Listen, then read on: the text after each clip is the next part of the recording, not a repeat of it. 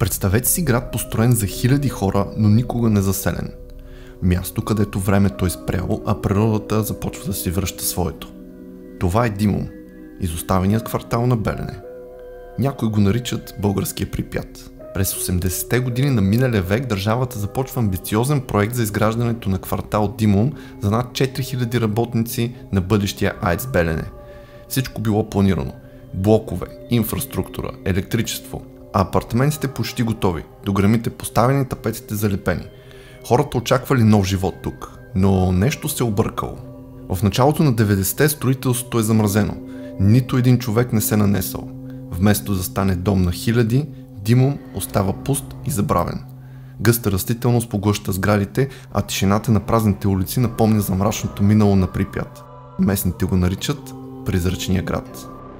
Днес Димом е символ на изгубените мечти и на проекти, които никога не са видели бял свят.